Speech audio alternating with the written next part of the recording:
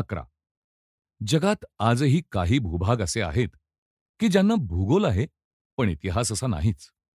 काळे पाणी ज्याला आज म्हणतात तो अंदमानचा द्वीपपुंजही त्या भूभागातच गणला पाहिजे.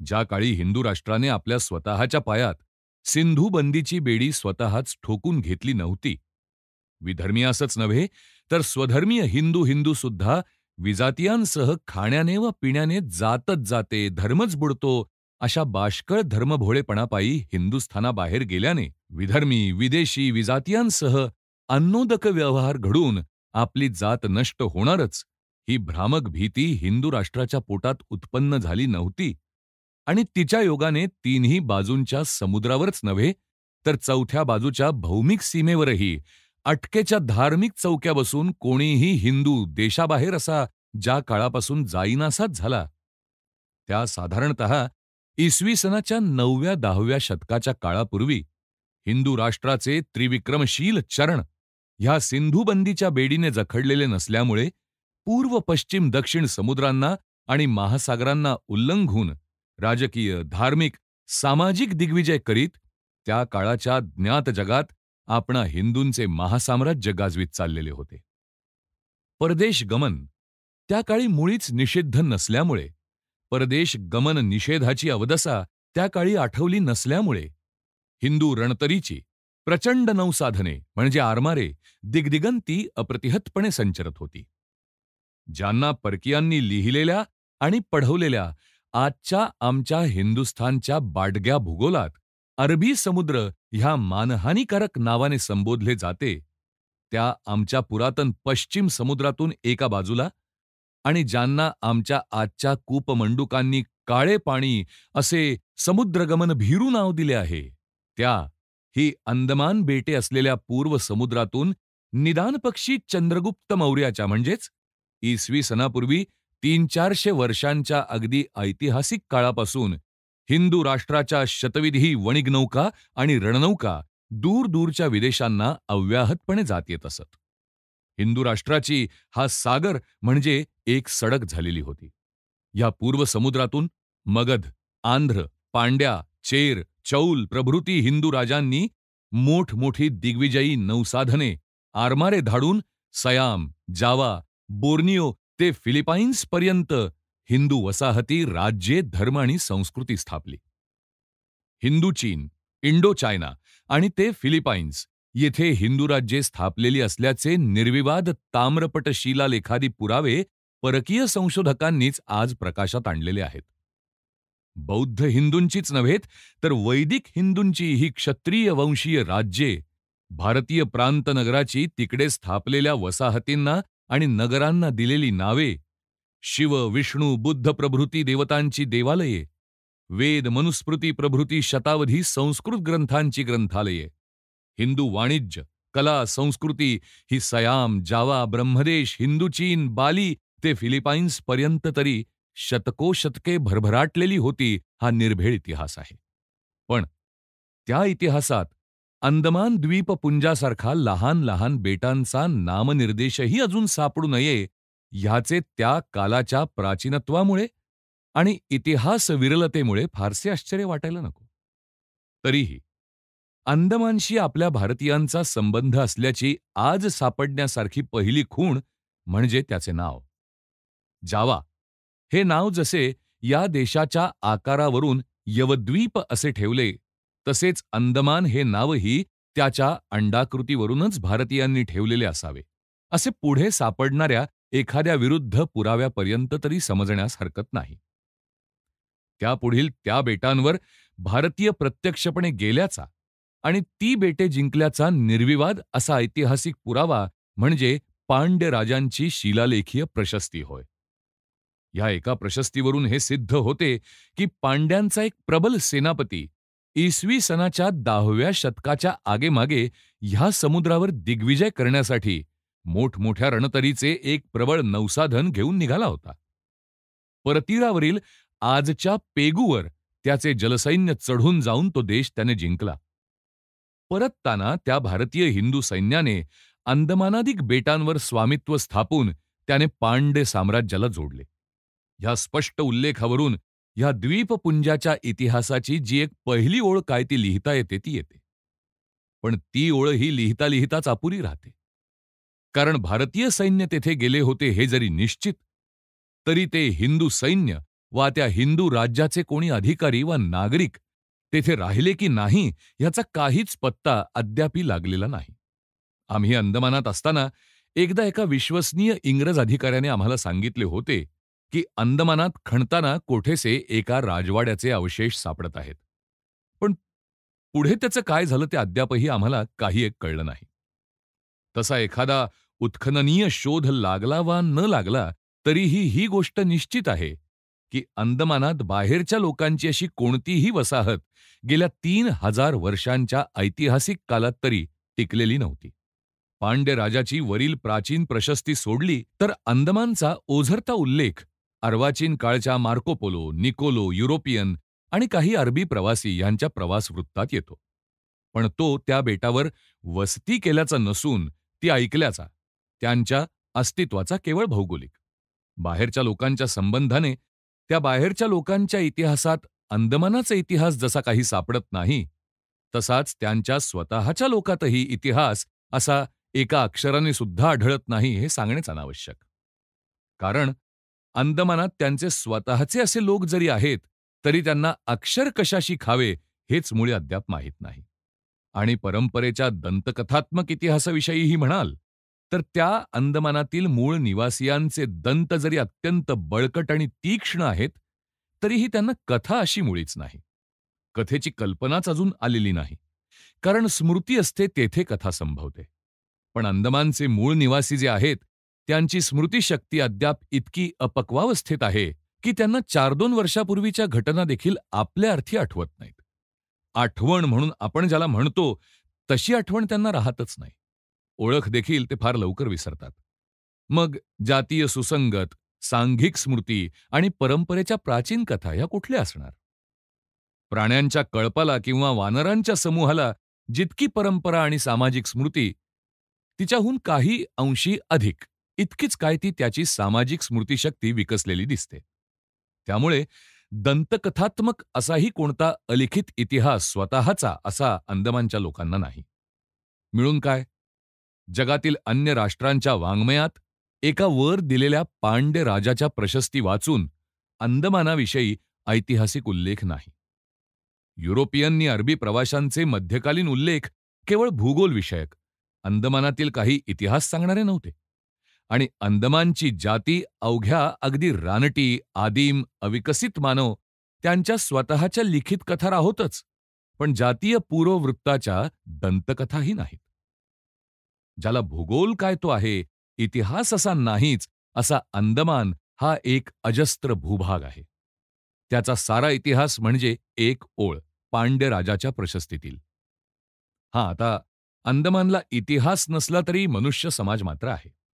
इतकेच नव्हे, तर जो त्याचा मूळचा मनुष्य समाज आज अंदमानला आहे, तो ऐतिहासिक गणनेच्या भाषेत तरी अगदी अक्षरशः अनादी आहे. कारण तेथे आज ज्या मूळच्या रानटी, आदिम मनुष्याच्या जाती निवसत आहेत, त्यांच्या अस्तित्वाचा आरंभच सापडत नाही. अगदी प्राचीनतम काळापासून क्वचित मर्कटांचा मनुष्य होत आला तेव्हापासून त्या जशाच्या तशा आजही जवळजवळ होत्या तिथेच, बहुतांशी होत्या तशाच निवसत आहेत. माकडांची मनुष्य होऊ घातली, तेव्हा प्रथम शेपटी झडू लागून माकडहाड तेवढे राहू लागले. माकडहाड हे नाव जरी आपल्याही त्या जागच्या कण्याच्या एका हाडाला आपण इकडे लावतो, तरी ते हाड आता मुळापेक्षा अगदी सपाट झालेले आहे.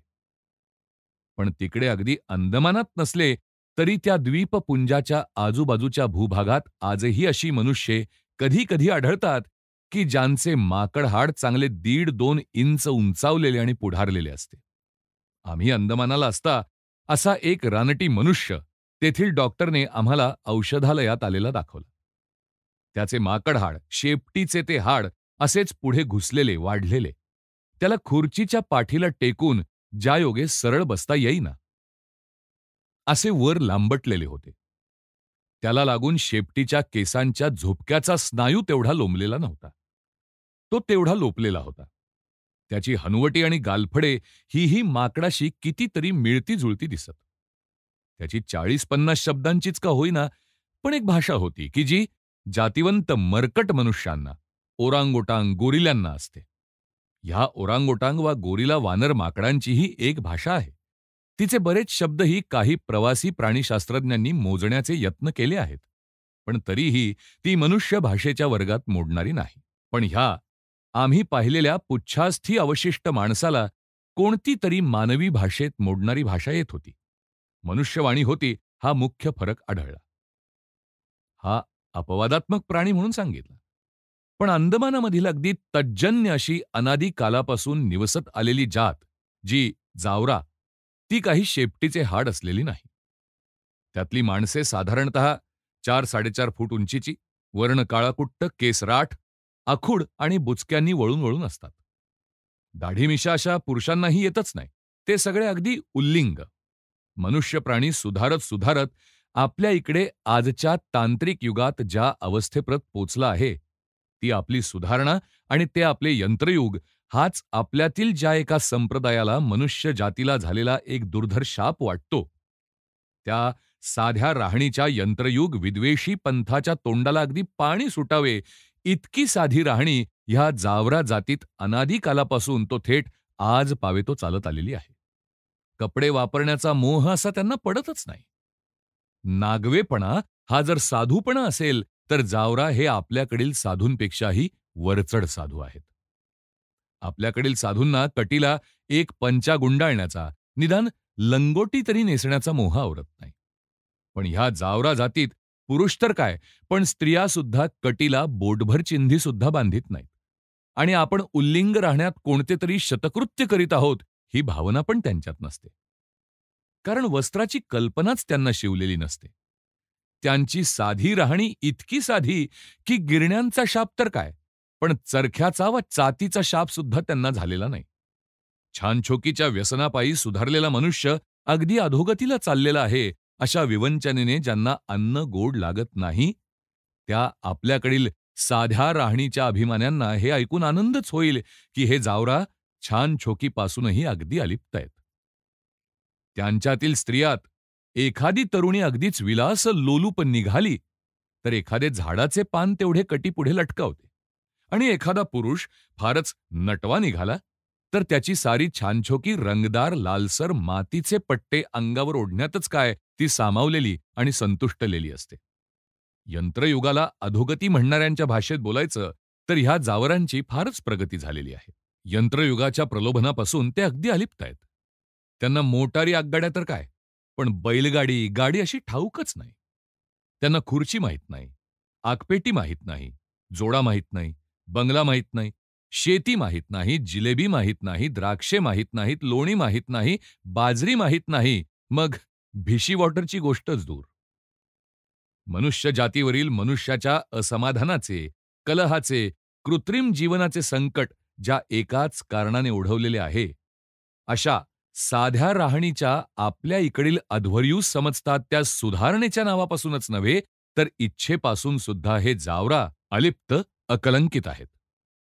पण म्हणून साध्या राहणीने यंत्रयुगाच्या शापापासून विमुक्त झाल्याने, निसर्गाकडे परत फिरल्याने मनुष्यात निरपवाद समाधान नांदू लागेल, असं जे लोक म्हणतात, त्याप्रमाणे ह्या जावरात ते समाधान नांदत आहे काय?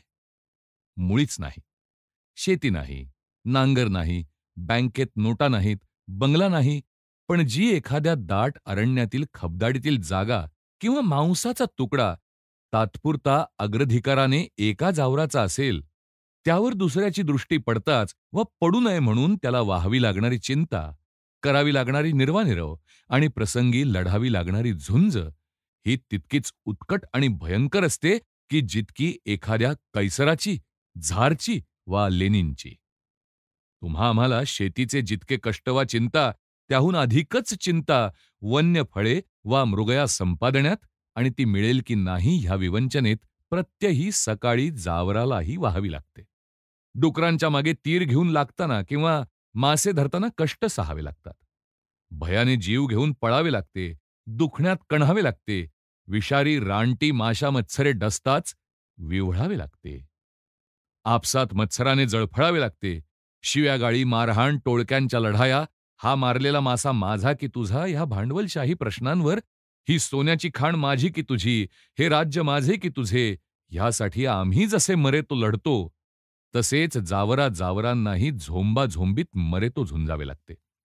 नुसत्या साध्या राहणीने यंत्रयुगाचा शाप तेवढा सुटला की जर समाधान आणि शांतता नांदती, तर हे जावरा जीवनमुक्तच समजावे लागते. कारण ते जवळ-जवळ माकडांइतक्याच साध्या राहणीचे उपासक आहेत. निसर्गाला धरून आहेत. पण असंतोष, असमाधान, जीवनकलह ह्यांची पातळी आणि प्रकार जरी भिन्न असले, तरी त्यांची तीव्रता आणि अपरिहार्यता त्या जावरांच्या नैसर्गिक युगातही आमच्या यंत्रयुगाहून काही कमी असलेली आढळत नाही.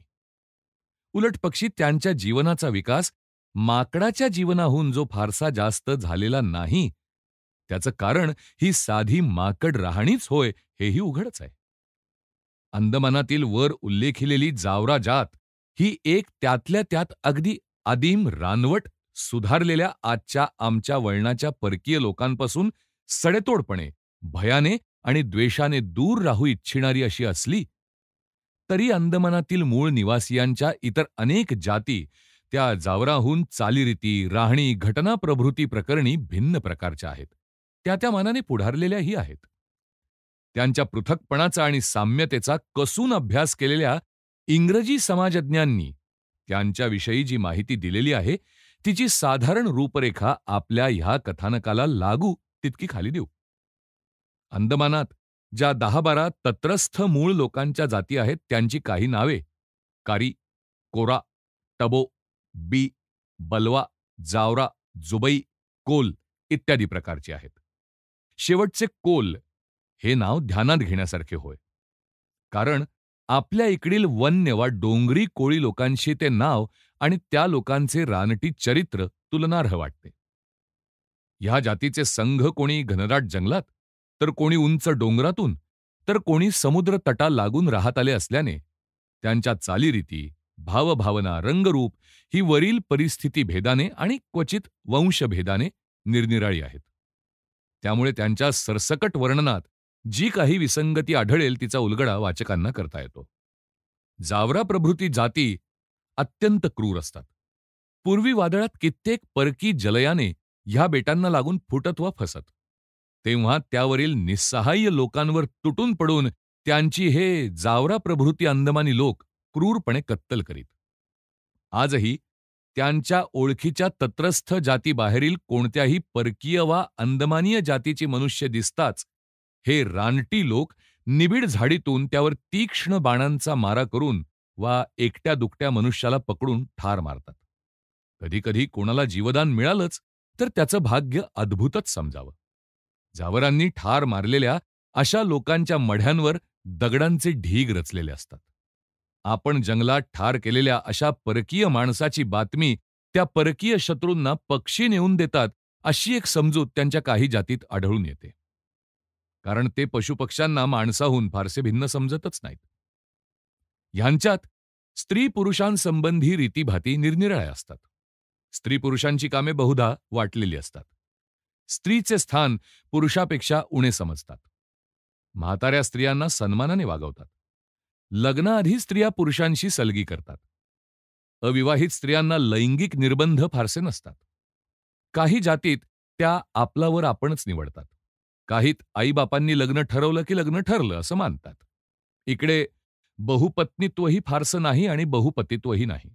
काही जातीत पुरुष आपल्यापेक्षा तरुण अशा दुसऱ्या विवाहित स्त्रीशी फारसा बोलत नाही. त्याचप्रमाणे आपल्या बायकोच्या बहिणींना ते स्पर्शत नाहीत. मुलींची नावे निराळी असा प्रकार बहुतेक जातीत नाही. आईच नावे ठेवते. गर्भारपणाची चिन्ह दिसू लागताच गर्भाचं नाव ठेवण्यात येतं. पण काही जातीत मुली वयात आल्या की त्यांना ठरलेल्या 16 फुलांपैकी ती वयात येत असता जी फुले फुलत असतील त्यापैकी एका फुलाचं नाव ठेवण्यात येतं. ही ह्या रानवट लोकांची ललित प्रवृत्ती आमच्या नागर लोकातील मुलींना दगडी, धोंडी, भीमी अशी नावे ठेवणाऱ्या अरसिक प्रवृत्तीहून अधिक सुभग नाही काय? पुरुषांची लग्ने 25 नंतर आणि स्त्रियांची 18च्या नंतर बहुधा होतात. यांना मुले फार आवडतात. पण काही जातीत मुले 7-8 वर्षांची झाली की आईबापांशी एकत्र राहत नाहीत. ती निराळी आयुक्रम थाटतात. आयुक्रम असा सर्वांचा एकच आणि मोजका. भक्ष्याकरिता दिवसभर शिकार करणे आणि रात्री झोप येई तो नाच नाच नाचणे. नाचण्याच्या समारंभात स्त्री पुरुष उल्लिंग एकत्र. ह्या लोकातील पुरुष त्यातल्या त्यात चांगले दिसतात. स्त्रिया मात्र अगदी बत्थड. स्त्रियांची ढुंगणे बेडौल आणि शरीराच्या मानाने फारच स्थूल असतात. हे त्यांचं सौंदर्य वाढवण्यासाठीच की काय कोण जाणे, त्या स्त्रियांच्या डोक्याचे केस काढून ती अगदी गुळगुळीत केलेली असतात. त्या अंदमानीय सौंदर्य दृष्टीला तरुण स्त्री अशा केस काढून गुळगुळीत केलेल्या डोक्यानेच अधिक सुरेख शोभते असं वाटतंसं दिसतं.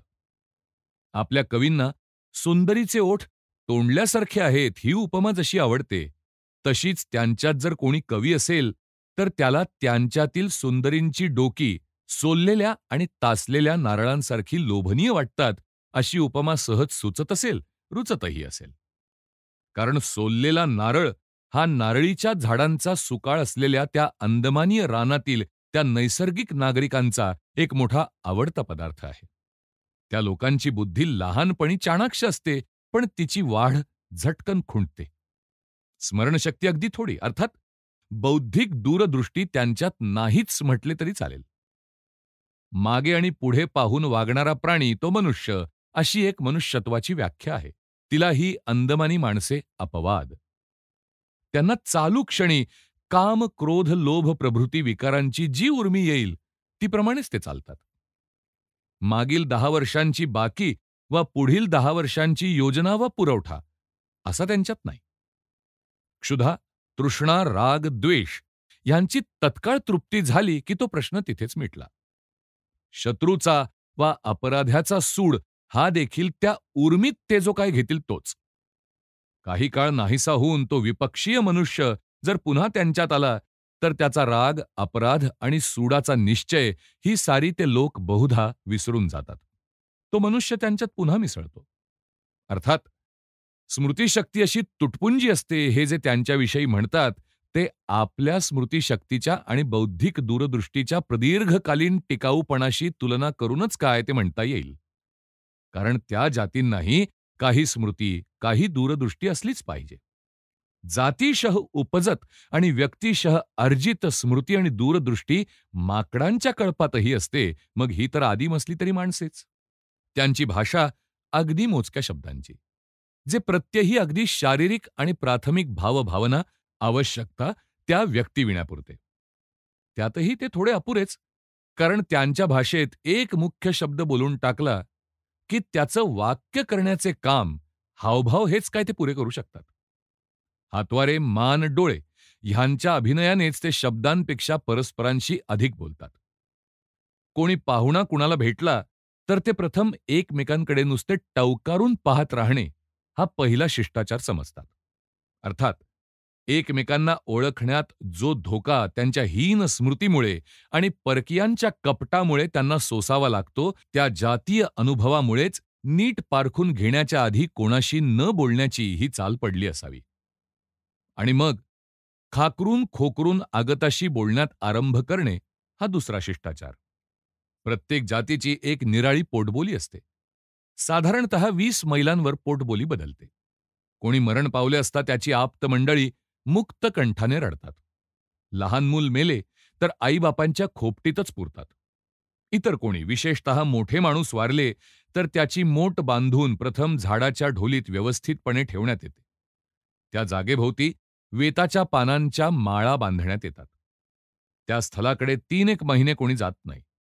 ही स्मशानाची जागा निराळीच ठेवतात. हे सूतक चालू असता ते मुरी माती डोक्याला फासतात आणि त्या दिवसात नाच बंद ठेवतात. काही महिन्यांनंतर मेलेल्या माणसाची हाडे धुवून त्यांचे तुकडे करण्यात येतात. मग त्याचे निरनिराळे दागिने करून ते त्या मृताचे स्मरण म्हणून वापरण्यात येतात. रोग झाल्यास ह्या हाडांच्या दागिन्यांचा स्पर्श करताच रोग बरा होतो, अशी ही समजूत आढळते. पण ह्या सर्व हाडात मृताच्या कवटीचा मान विशेष. त्या कवटीची इतर हाडात गुंफलेली एक माळ करून ती मानेवरून पाठीवर टाकलेली असते. आणि ती कवटी तशी वापरण्याचा अधिकार विधवा, विधुर आणि अत्यंत निकटचा नातलग यांनाच काय तो असतो. मेल्यानंतर भूत होते असा काही जातींचा विश्वास. काहींचा समज की अंदमानात त्यांना ठाऊक ते सर्व प्राणी जे हिंडतात ते आपलेच पूर्वज ती रूपे घेऊन हिंडत आहेत. स्वतःच्या भूताची कल्पना त्यांना सावलीपेक्षा समुद्रात पडणाऱ्या त्यांच्या प्रतिबिंबाकडूनच मूळ आलेली असावी. कारण प्रतिबिंबाला ते भूत समजतात आणि ते मेल्यानंतर दुसऱ्या ठिकाणी राहायला जाते असे मानतात. ह्यांच्या धार्मिक दृष्टीचे कर्मकांड असे नाहीच म्हटले तरी चालेल. लग्न, मृत्यू इत्यादी प्रसंगी ठराविक रीती व्यावहारिक चाली असतात.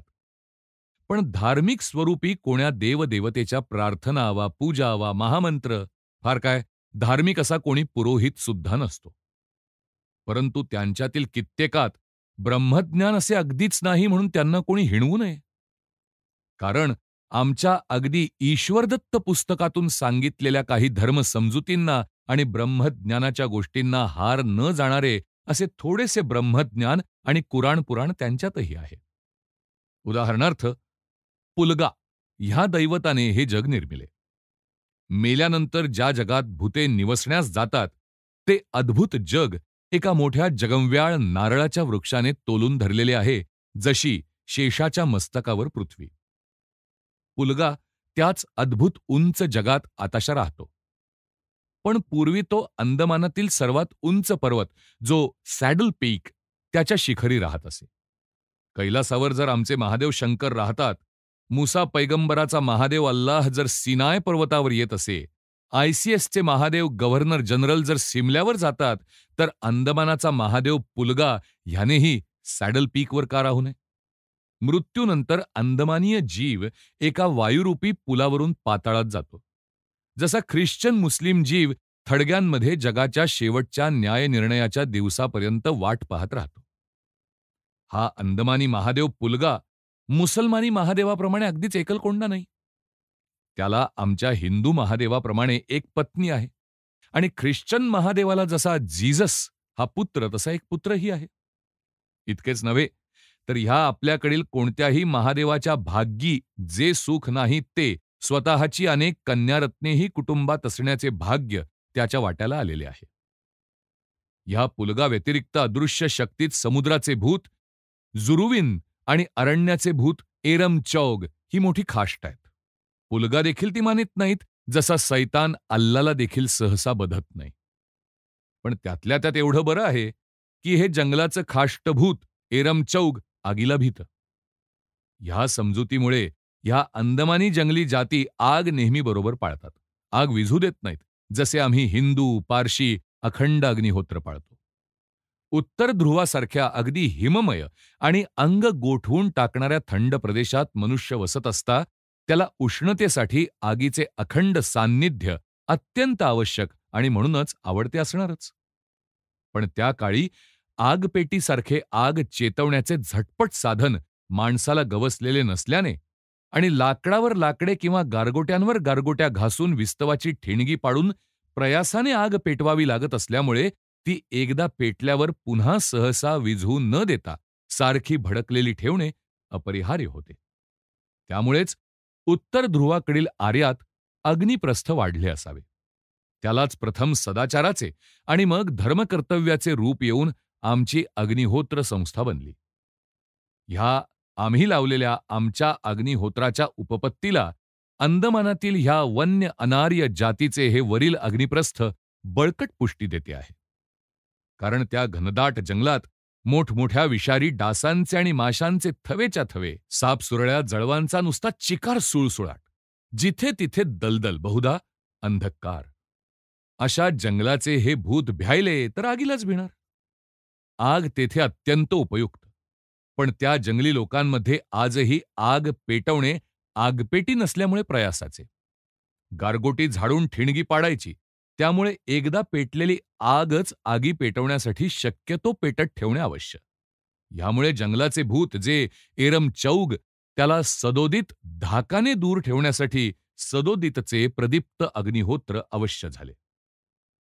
पण तरीही त्यांची दैवीकरणाची कल्पनाशक्ती त्या आगी इतकी जाज्वल्य नसल्यामुळे आगीचा अग्निदेव झाला नाही, आगोटीचे अग्निहोत्र झाले नाही. आमच्या आग पाडायच्या लाकडांची सुद्धा जशी अरणी देवता होऊन ती समंत्रक आव्हानली जाते, तशी त्यांच्या गारगोट्यांना चमकपाड प्रसन्न हो म्हणून प्रार्थावे लागत नाही. त्यांचा अग्नी पावत नाही, नुसता पेटतो. रागावत नाही, नुसतं विझतो. तो विस्तव जंगलाचे भूत पळवणारा असला तरी एक पदार्थ, एक नुसती वस्तू आहे, देव झालेला नाही. आणि एकंदरीतच त्यांच्यातील बहुतेक जातीत कोणत्याही देवाची प्रार्थना वा मंत्रतंत्र वा परलोकी उपयोगी पडावी म्हणून पूजा अशी नाहीच. स्वर्ग नरकाची कल्पना आपल्या कुराण पुराण बायबलीय घाटाथाटाची मुळीच नाही. पुलग्याची देखील संकट निवारक पूजा प्रार्थना नाही. असे हे अंदमानीय जंगली नागरिक ह्या 1-2 जिल्ह्याएवढ्या टापूत अवघे 3-4 हजारही असतील नसतील. तेही विखुरलेले. बाकी सगळं घनदाट जंगलच जंगल. इतकं घनदाट आणि वसाहती मनुष्याचा पाय आत न पडलेले दुर्गम, की त्याची नक्की पाहणीही गेल्या 30 एक वर्षांपर्यंत झालेली नव्हती. मोठमोठे वृक्ष, त्यावर आणि त्यामधून शेकडो प्रकारच्या काटेरी बिनकाटेरी लतावेली तृणांच्या घनदाट गुंतागुंतीची दाटी, वरून जवळजवळ 12ही महिने, निदान 9 महिने तरी सारखा पडणारा पाऊस, वरचेवर मुसळधार, नाही तेव्हा झिमझिम, तळाशी त्यामुळे पाणीच पाणी सदा साचलेलं, त्यात वृक्षलता वेलीच्या त्या अथांग दाट रानाचा पालापाचोळा वर्षोनुवर्षे सारखा थरावर थर पडत असलेला, वर्षोनुवर्षे तसाच कुजत असलेला, जिकडे तिकडे त्या दलदलीत भरभराटणाऱ्या लक्षावधी माशा, मोठमोठे डास, जळवा, भयंकर सापसुरळ्या, विषारी जीवजंतू ह्यांचा एकच सुळसुळाट. वृक्षात वृक्ष, वेलीत वेली, काट्यात काटे, झुडपात झुडपे दाटून गुंतून असं एक रानटी छतचं छत मैलोमैल पसरलेलं, की सूर्य वर आकाशात तळपत राहिला तरी किरणाचा स्पर्श त्या रानाच्या तळाला असा म्हणण्यासारखा, म्हणजेच ती दलदल सुकवण्यासारखा युगानुयुगे होऊच नये. प्रकाशही पुरता असा युगानुयुगे पडूच नये.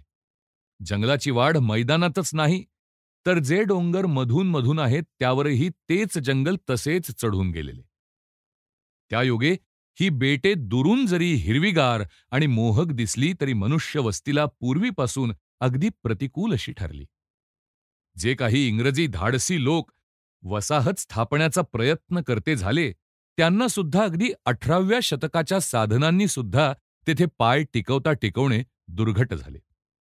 दोनदा त्यांनी स्थापलेल्या वसाहती तेथील त्या लक्षावधी विषारी जीवजंतूंनी आणि दलदलीतील रोगाणूंनी कत्तल करून टाकल्या. माणूसनी माणूस रोगराईने ठार केले. वसाहती उठून गेल्या. ह्या अंदमान बेटांना जे परकीय लोक अपघात परत्वे जलयाने वादळात सापडून किंवा वसाहती स्थापण्यासाठी येत, त्यांच्यावर जावरा प्रभृती तत्रस्थ रानटी मनुष्ये विषारी तीरांचा मारा करून धरून फाडून टाकीत हे तर खरेच.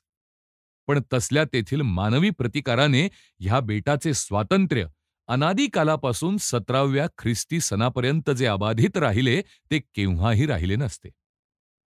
ह्या बेटांचे ते स्वातंत्र्य जे असे अबाधित राहिले ते तेथील त्या सापसुरळ्या, जळवा आणि त्या दलदलीतील असंख्य विषारी माशा, डास आणि रोगाणू इत्यादी कडव्या देशभक्तांच्या, लक्षावधी सूक्ष्म सैनिकांच्या स्वातंत्र्य भक्तीने होय.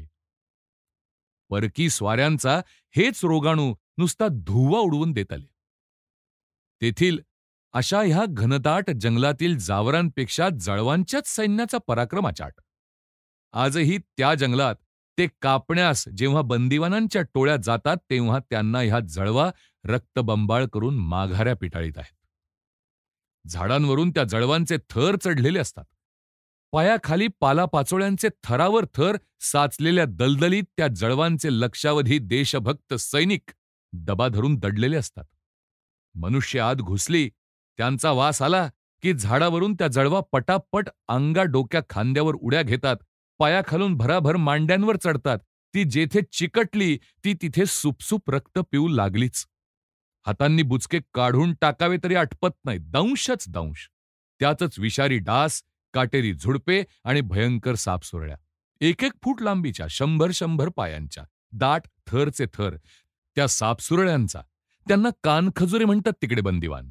दंश इतका विषारी की अंग भयंकर सुचते, आग मनस्वी, केव्हा केव्हा ते अंग लुळेच पडते. क्वचित प्राणघातही होतो. त्या मानाने साप तिकडे थोडे. पण जी एक पुरुषासारखी जात आहे ती डसताच प्राण घेणारी. विंचू पूर्वी नव्हते म्हणतात, पण आताशा तेही सापडतात.